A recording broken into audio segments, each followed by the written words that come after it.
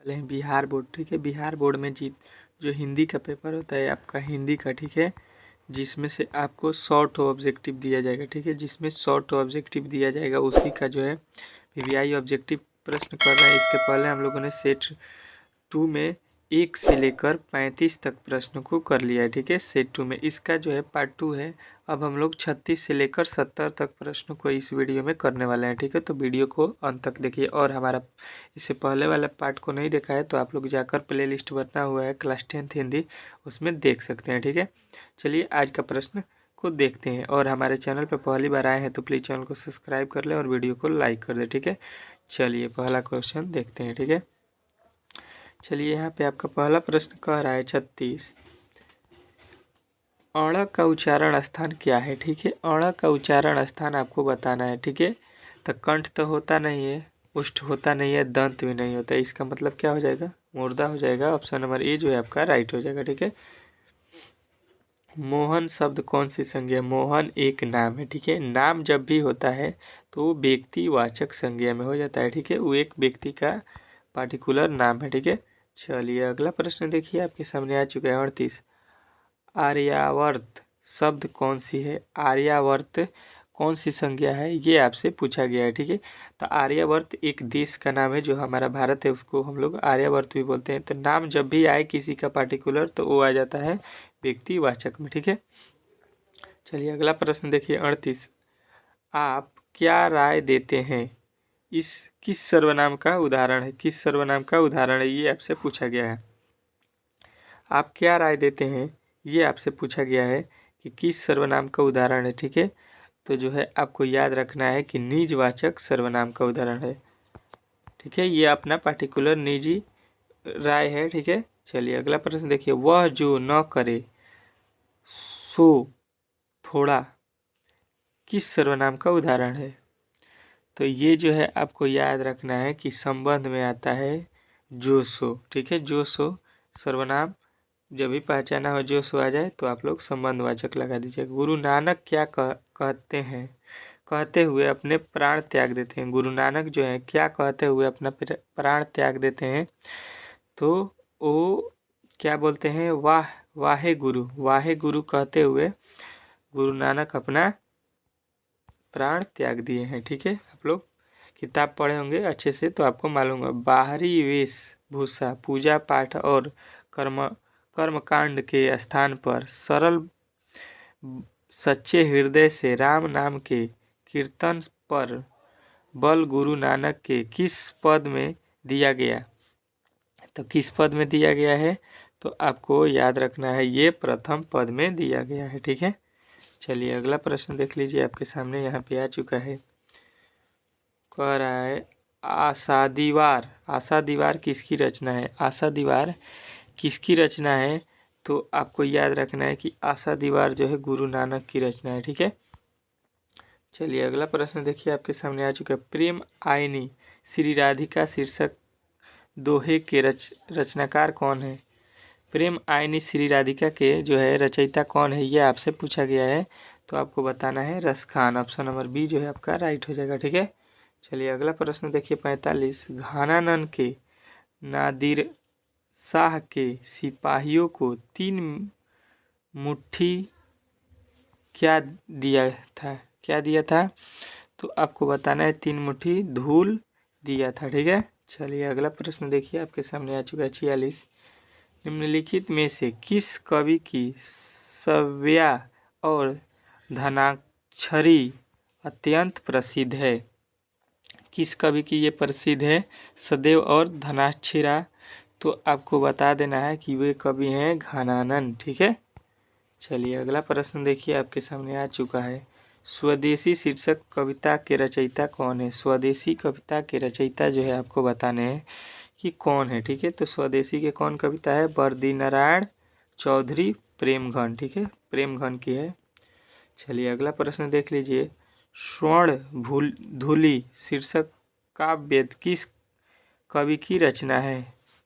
स्वर्ण धूलि जो है किसकी कविता है, ये आपसे पूछा गया है।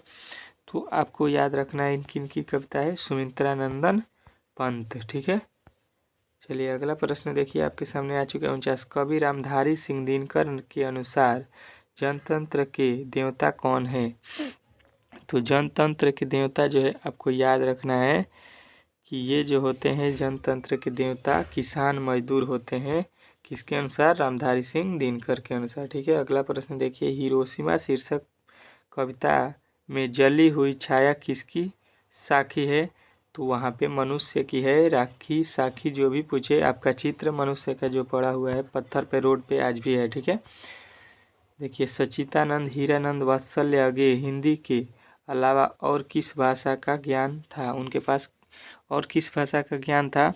तो आपको बता देना है कि उनके पास जो है संस्कृत, अंग्रेजी, फारसी, तमिल ये सभी का ज्ञान था। ठीक है, यानी ऑप्शन नंबर डी जो है आपका राइट हो जाएगा। अगला प्रश्न देखिए 52। बचाना है जंगल को, ये जो है आपको बताना है कि इसके बाद क्या होगा। ठीक है, बचाना है जंगल को, इसके अगला आगे लाइन क्या लिखा हुआ है तो जितने भी लड़के किताब पढ़े होंगे वो बता देंगे। ठीक है, तो इसका जो है आपको राइट आंसर लगाना है ऑप्शन नंबर डी, नाला हो जाने से। बचाना है जंगल को नाला हो जाने से। ठीक है, चलिए अगला प्रश्न देखिए आपके सामने आ चुका है 53। कवि वीरेंद्र मडवाल का जन्म किस वर्ष हुआ था? तो कवि वीरेंद्र मडवाल का जन्म आपको याद रखना है कब हुआ है। तो कवि वीरेंद्र मडवाल का जन्म आपको याद रखना है कि कब हुआ है, 1947 ईस्वी में। ठीक है, 1947 ईस्वी, ऑप्शन नंबर डी जो है आपका राइट हो जाएगा। ठीक है, चलिए अगला प्रश्न देखिए आपके सामने आ चुका है। हमारी नींद शीर्षक कविता में किसने बीज की भूली हुई छत को भीतर से धकेलना शुरू किया? किसने ढकेलना शुरू किया ये आपसे पूछा गया है। तो आपको याद रखना है किसने? पौधों ने, पौधा। ठीक है, चलिए अगला प्रश्न देखिए आपके सामने आ चुका है 55। कवित्री अनामिका का जन्म स्थान कहाँ है? तो कवि अनामिका का जन्म स्थान आपको बता देना है कि बिहार में है। ठीक है, ऑप्शन नंबर सी जो है आपका राइट हो जाएगा। ठीक है, चलिए अगला प्रश्न देखिए आपके सामने आ चुका है। स्त्रीत्व का मानचित्र नामक आलोचना किसकी रचना है? ये जो है किसकी रचना है ये आपसे पूछा गया है, तो आपको बताना है अनामिका का, ऑप्शन नंबर डी जो है आपका राइट हो जाएगा। ठीक है, चलिए अगला प्रश्न देखिए आपके सामने आ चुका है। जीवनानंद दास बंगाल के किस काल के कवि हैं? किस काल के कवि हैं वो बंगाल के? जीवनानंद, तो आपको बता देना है वो किस काल के कवि थे? रविंद्रोत काल के। ठीक है, रविंद्रोत काल के। ठीक है, चलिए अगला प्रश्न देखिए 58। टेल्स ऑफ अलमाइटी क्या है?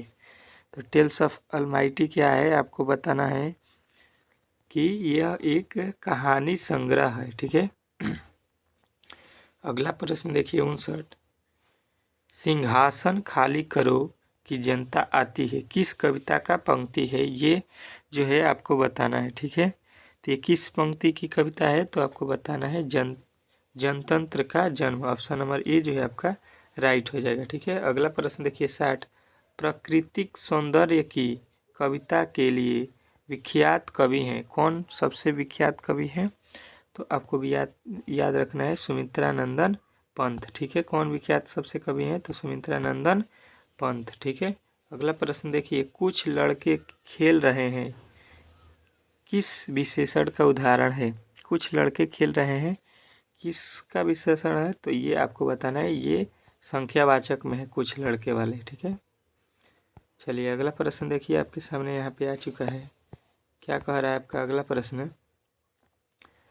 62 नंबर। ऐसा आदमी जिस विशेषण का उदाहरण है, ऐसा आदमी किस जो है विशेषण का उदाहरण है ये आपको बताना है। ऐसा आदमी, तो आपको सीधा सीधे बता देना है ये जो है सर्वनामिक विशेषण है। ठीक है, चलिए अगला प्रश्न देखिए आपके सामने आ चुका है 63। कांटा शब्द का विशेषण क्या होगा? कांटा का जो है आपको विशेषण बताना है, तो कटीला हो जाएगा। कांटा का विशेषण क्या हो जाएगा? कटीला। ठीक है, चलिए अगला प्रश्न देखिए आपके सामने आ चुका है 64।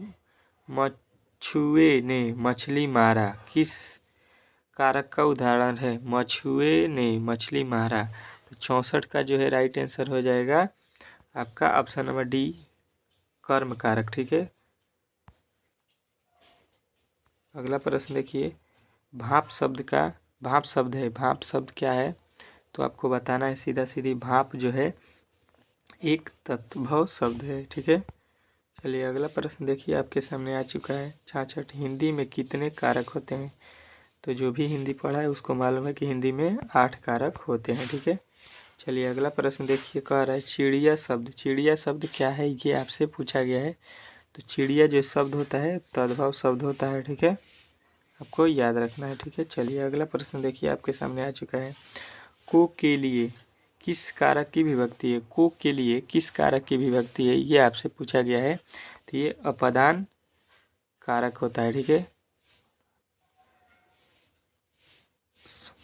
संप्रदान होता है, संप्रदान को के लिए संप्रदानी, अपदान से तो होता है, यहाँ पे से होता है, इससे अपदान को के लिए होता है। ठीक है, ऑप्शन नंबर सी लगाइएगा। अगला प्रश्न देखिए, बंधु शब्द में प्रत्यय है, बंधु में कौन सा प्रत्यय है, ये आपसे पूछा गया है। प्रत्यय आपको बताना है। बंधु, तो देखिए इसमें छोटा ऊ लगा है, बंध में छोटा ऊ बना हुआ है, यहाँ पे ध में छोटा ऊ, तो ये छोटा ऊ यहाँ पे हो जाएगा। ठीक है, चलिए अगला प्रश्न देखिए 70, धार्मिक शब्द में प्रत्यय आपको बताना है। क्या बताना है कि धार्मिक शब्द में कौन सा प्रत्यय है। ठीक है, तो धार्मिक में आपका प्रत्यय कौन सा हो जाएगा, तो यहाँ पे ईक हो जाएगा। ठीक है, म में से ये छोटी ई अकल मिला है, तो धार्मिक में ईक हो जाएगा। ठीक है, ठीक है, यहाँ पे हम लोगों ने 70 प्रश्नों को कंप्लीट कर लिया। ठीक है, इसके अगले वीडियो में हम लोग 30 ठो जो प्रश्न बचा है उसको हम लोग कंप्लीट कर लेंगे। ठीक है, तो हमारे चैनल को सब्सक्राइब कर लीजिए और वीडियो को लाइक कर दीजिए। ठीक है, तभी आपको ऐसे प्रश्न देखने को मिलेंगे। ठीक है, यदि आप क्लास 10th की तैयारी कर रहे हैं तो अच्छे नंबर लाना है तो इस चैनल से जुड़ जाइए।